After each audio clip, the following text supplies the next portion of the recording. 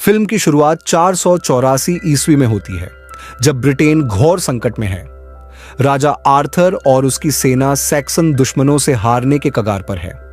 सेना की हिम्मत टूट चुकी है और युद्ध का मैदान खून और धूल से ढका हुआ है। आर्थर के सबसे करीबी और रहस्यमय साथी जादूगर मर्लिन आखिरी उम्मीद के साथ जंगल के गहरे अंधेरे में जाता है।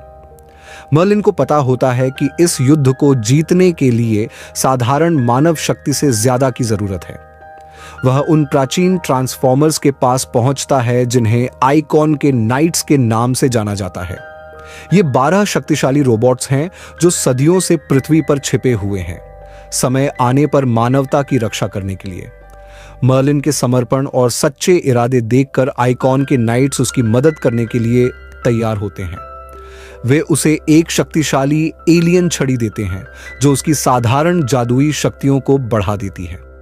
जब सैक्सन सेना आर्थर और उसके योद्धाओं को लगभग कुचलने वाली होती है, तो मर्लिन अपनी नई छड़ी के साथ युद्ध के मैदान में आता है। वह एक जादू का उच्चारण करता है और अचानक आइकॉन के नाइट्स एक दूसरे में मिलकर एक विशालकाय 3 सिरों वाला धातु का ड्रैगन बन जाते हैं। यह ड्रैगन चमकदार धातु और आग से बना होता है, जिसकी आंखों से बिजली की चमक निकलती है। जैसे ही वह मैदान में उतरता है, उसकी गर्जना से जमीन कांप उठती है और सैक्सन सेना के सैनिक डर से पीछे हटने लगते हैं। ड्रैगन की शक्ति और मर्लिन की छड़ी की जादुई ऊर्जा के कारण राजा आर्थर को एक नई उम्मीद मिलती है। वह अपनी सेना के साथ दुश्मनों पर हमला करता है और युद्ध का रुख बदल जाता है।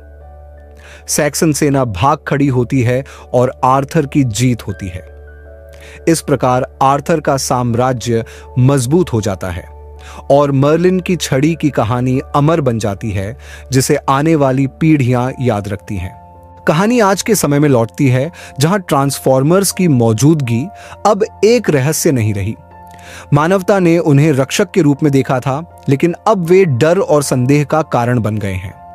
सरकारें और सैन्य संगठन ट्रांसफॉर्मर्स को एक गंभीर खतरे के रूप में देखते हैं और उनके खिलाफ बड़े पैमाने पर अभियान चल रहे हैं। पृथ्वी के हर कोने में ट्रांसफॉर्मर्स की खोज और उन्हें नष्ट करने के मिशन जारी है। ट्रांसफॉर्मर्स रिएक्शन फोर्स TRF नामक एक विशेष सैन्य संगठन इन अभियानों का नेतृत्व करता है, जिनका मकसद हर ट्रांसफॉर्मर की पहचान करना और उसे खत्म करना है। कैड येगर एक साहसी इंसान है जो पहले भी ट्रांसफॉर्मर्स की मदद कर चुका है। वह ट्रांसफॉर्मर्स का सच्चा साथी है और उनके हक के लिए लड़ने से नहीं कतराता। कैड अब देशद्रोही बन चुका है और सरकार से छिपता हुआ रहता है। वह एक पुराने और जंक यार्ड में रह रहा है, जिसे उसने ट्रांसफॉर्मर्स के लिए एक सुरक्षित ठिकाना बना रखा है। वहां कई घायल और कमजोर ऑटोबोट्स भी छिपे हुए हैं। कैड की जिंदगी अब कानून से बचने और अपने रोबोट दोस्तों की सुरक्षा में कट रही है। दूसरी ओर क्विंटेसा ट्रांसफॉर्मर्स की एक बुरी जादूगरनी, जो साइबरट्रॉन के विनाश से क्रोधित होकर पृथ्वी को खत्म करने का प्लान बनाती है। उसका उद्देश्य साइबरट्रॉन ट्रांसफॉर्मर्स के ग्रह को पुनर्जीवित करना है और पृथ्वी का उपयोग एक ऊर्जा स्रोत के रूप में करना है, जिसके लिए उसे छड़ी ढूंढकर धरती को साइबरट्रॉन से जोड़ना होगा। क्विंटेसा ऑप्टिमस प्राइम को अपने जादू से काबू कर लेती है और उसे नेमेसिस प्राइम बनाकर पृथ्वी पर छड़ी लाने के लिए भेजती है। एक दिन जब कैड और बम्बलबी TRF के सैनिकों से भागते हुए एक ध्वस्त हुए शहर में जाते हैं, वहां कैड को एक घायल ट्रांसफॉर्मर मिलता है जो मरने की कगार पर है। वह ट्रांसफॉर्मर कैड को एक प्राचीन ताबीज देता है और आखिरी शब्द कहता है, यह ताबीज तुम्हें एक बड़ी जिम्मेदारी की ओर ले जाएगा, इसे संभालो। इसके बाद वह ट्रांसफॉर्मर खत्म हो जाता है। कैड इस ताबीज को अपने साथ रखता है, लेकिन उसे इस बात का अंदाजा नहीं होता कि यह साधारण ताबीज नहीं है, बल्कि एक बड़े रहस्य की चाबी है। इसी बीच इंग्लैंड के एक पुराने महल में सर एडमंड बर्टन, एक अनुभवी इतिहासकार और ट्रांसफॉर्मर्स के इतिहास के विशेषज्ञ, अपने पुराने दस्तावेजों और किताबों को देखते हैं। उन्हें पता चलता है कि ट्रांसफॉर्मर्स की कहानियां केवल हाल के समय की नहीं है, बल्कि उनका इतिहास हजारों साल पुराना है। एडमंड एक गुप्त संगठन का हिस्सा है जिसे विकन्स कहा जाता है। यह संगठन सदियों से ट्रांसफॉर्मर्स और मानवता के बीच के संबंधों की रक्षा और देखभाल करता आया है।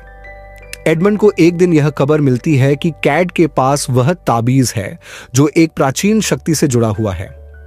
वह कैड को खोजने की योजना बनाता है और साथ ही ऑक्सफोर्ड यूनिवर्सिटी की प्रोफेसर विवियन वेम्बली को भी इस मिशन में शामिल करता है। विवियन हालांकि एक सामान्य प्रोफेसर की तरह दिखती है, लेकिन उसका अतीत गहराई से मर्लिन से जुड़ा हुआ है। वह मर्लिन के वंशजों में से एक है और यही कारण है कि वह इस कहानी का एक अहम हिस्सा बन जाती है। कैड अपने ताबीज के महत्व को समझे बिना उससे जुड़े अजीबोगरीब घटनाओं का सामना करने लगता है। ताबीज में एक रहस्यमयी शक्ति होती है जो उसे समय समय पर संकट से बचाती है। अचानक एक दिन टीआरएफ के हमले के दौरान ताबीज एक चमकदार रोशनी छोड़ता है और यह रोशनी एडमंड तक पहुंचती है। एडमंड समझ जाता है कि अब समय आ गया है और वह कैड को अपने पास बुलाता है। विवियन को एडमंड के बुलावे पर थोड़ी हैरानी होती है, लेकिन उसे जल्द ही एहसास होता है कि उसका जीवन बदलने वाला है। जब वह एडमंड के महल में पहुंचती है, उसे पता चलता है कि कैड और कई ऑटोबोट्स पहले से वहां मौजूद हैं।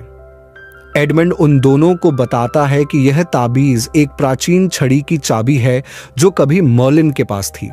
एडमंड अपनी कहानी को विस्तार से बताते हुए कहता है कि यह छड़ी, जिसे मर्लिन की छड़ी कहा जाता है, एक अद्वितीय एलियन तकनीक है जिसे आइकॉन के नाइट्स ने मर्लिन को दिया था। यह छड़ी अनगिनत शक्तियों का भंडार है और इसकी मदद से ही राजा आर्थर ने अपनी सेना को सैक्सन से जीत दिलाई थी। यह छड़ी अब पृथ्वी पर ही छिपी हुई है और उसका पता लगाने की जिम्मेदारी अब कैड और विवियन पर है। एडमंड आगे बताता है कि एक और बड़ी समस्या आ रही है, क्विंटेसा। क्विंटेसा ट्रांसफॉर्मर्स की एक प्राचीन और बुरी जादूगरनी है जो साइबरट्रॉन ट्रांसफॉर्मर्स के ग्रह को पुनर्जीवित करने की योजना बना रही है। वह यह जान चुकी है कि मर्लिन की छड़ी में इतनी शक्ति है कि उसे साइबरट्रॉन को पुनः जीवित किया जा सकता है, पर यह छड़ी सिर्फ मर्लिन के वंशज द्वारा ही सक्रिय की जा सकती है और यही वजह है कि विवियन इस पूरे रहस्य का अहम हिस्सा बन जाती है। कैड, विवियन और ऑटोबोट्स को अब दो समस्याओं का सामना करना पड़ता है, क्विंटेसा की दुष्ट योजना और ऑप्टिमस का बदला हुआ रूप। एडमंड की सलाह पर वे प्राचीन दस्तावेजों और सुरागों के आधार पर छड़ी की खोज शुरू करते हैं। उनका सफर उन्हें इंग्लैंड के महलों, गुफाओं और छिपे हुए जगहों की ओर ले जाता है, जहां उन्हें कई तरह के रहस्यों और खतरों का सामना करना पड़ता है। दूसरी ओर ऑटोबोट्स का सामना टीआरएफ और डेसेप्टिकॉन्स से होता है। बम्बलबी, हॉट रॉड और हाउंड मिलकर टीआरएफ के खतरनाक हमलों का सामना करते हैं।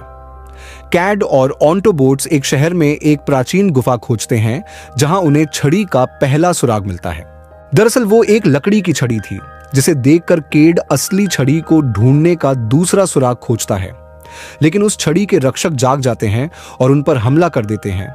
लेकिन जब विवियन छड़ी को उठाती है तो छड़ी का रूप बदल जाता है। तभी वहां टीआरएफ के ऑफिसर पहुंचते हैं और उनसे छड़ी मांगते हैं। दूसरे छड़ी के रक्षक उन पर हमला कर देते हैं, लेकिन इतने में ही वहां ऑप्टिमस प्राइम क्विंटेसा के काबू में नेमेसिस प्राइम बनकर आता है और रक्षकों को मार देता है और खुद छड़ी मांगता है। तो कैड विवियन को कहता है छड़ी उसे दे दो और विवियन ऑप्टिमस को छड़ी दे देती है। छड़ी लेकर ऑप्टिमस वहां से निकलता है और बम्बलबी उसे रोकने के लिए उसका सामना करता है। उनके बीच बहुत जबरदस्त लड़ाई होती है जहां ऑप्टिमस बम्बलबी पर भारी पड़ता है। यहां कैड भी उसे जगाने की कोशिश करता है, लेकिन फिर भी ऑप्टिमस बम्बलबी को बुरी तरह मारता है। अचानक अपनी जुबान खोया हुआ बम्बलबी बोलता है कि मैं तुम्हारे लिए अपनी जान दे दूंगा। ऑप्टिमस अपने दोस्त को काफी समय बाद अपनी आवाज में बोलते हुए सुनते ही क्विंटेसा के काबू से बाहर आ जाता है और सबसे माफी मांगता है और कहता है कि अब मैं तुम्हें कभी धोखा नहीं दूंगा। लेकिन इतने में वहां मेगाट्रॉन आ जाता है और उनसे छड़ी छीन लेता है और वहां से चला जाता है। छड़ी के रक्षक वहां आ जाते हैं और ऑप्टिमस को मारने ही वाले होते हैं। तभी कैड का तावीज एक प्राचीन तलवार में बदल जाता है और सभी रक्षक अब उसका हुक्म मानने लगते हैं, जिससे अब उन्हें लड़ने में ज्यादा मदद मिलेगी। तावीज की वजह से आइकन के नाइट्स जीवित हो जाते हैं और लड़ाई में शामिल हो जाते हैं। टीआरएफ अब कैड और ऑटोबॉट्स के साथ धरती को बचाने के मिशन में उनकी मदद करता है। मेगाट्रॉन और उसकी साइबरट्रॉन की सेना क्विंटेसा के साथ मिलकर धरती को साइबरट्रॉन से जोड़ने की शुरुआत करते हैं। साइबरट्रॉन धरती के बिल्कुल पास आ चुका था और अब उसे फिर से जिंदा करने के लिए सिर्फ छड़ी की ऊर्जा की जरूरत थी। मेगाट्रॉन छड़ी क्विंटेसा को देता है और वह अपने जादू से धरती को साइबरट्रॉन से जोड़ने की शुरुआत करती है। अब धरती और साइबरट्रॉन के बीच बहुत बड़ा युद्ध छिड़ जाता है। एक तरफ टीआरएफ, ऑटोबॉट्स, केड और विवियन थे, तो दूसरी तरफ क्विंटेसा और मेगाट्रॉन की सेना थी। टीआरएफ अपनी एयरफोर्स के साथ हमला कर रही थी और आइकन के नाइट्स वहीं 3 चेहरे वाला ड्रैगन बनके हमला कर रहे थे। इसी लड़ाई में एडमंड की जान चली जाती है। आखिर में सभी लोग विवियन को स्टोनहेंज के पास ले जाते हैं, जहां क्विंटेसा छड़ी के साथ धरती का विनाश कर रही है। विवियन छड़ी को पकड़कर उसे रोकना चाहती है। केड और विवियन स्टोनहेंज के अंदर जाते हैं तो मेगाट्रॉन और उसकी सेना उन पर हमला कर देती है, लेकिन ऑप्टिमस और दूसरे ऑटोबॉट्स उन्हें बचा लेते हैं। ऑप्टिमस मेगाट्रॉन को स्टोनहेंज से बाहर फेंक देता है। बहुत मुश्किल से विवियन छड़ी के पास पहुंचने में कामयाब हो जाती है और दोनों ग्रहों के कनेक्शन को तोड़ देती है। क्विंटेसा बहुत गुस्सा हो जाती है, लेकिन ऑप्टिमस उस पर वॉर करता है और बम्बलबी के शूट करते ही वह गायब हो जाती है। स्टोनहेंज पूरी तरह टूटने लगता है और सभी नीचे गिरने लगते हैं, लेकिन ऑप्टिमस उन्हें पकड़ लेता है। सबको लगता है कि वो सब मर चुके हैं, लेकिन तभी ऑप्टिमस का ट्रक और बम्बलबी बाहर आते हैं और उसमें विवियन और केट बैठे हुए हैं। इस तरह पृथ्वी की जीत होती है और सभी लोग धरती पर वापस आ जाते हैं। अब साइबरट्रॉन धरती को छोड़कर धीरे धीरे दूर जाने लगता है। आखिर में ऑप्टिमस कहता है कि इंसान और ऑटोबॉट्स हमेशा दोस्त रहेंगे और मुश्किल के वक्त हमेशा उनकी मदद करेंगे। इसी के साथ सभी ऑटोबॉट्स और आइकन के नाइट्स भी अपने ग्रह साइबरट्रॉन वापस चले जाते हैं।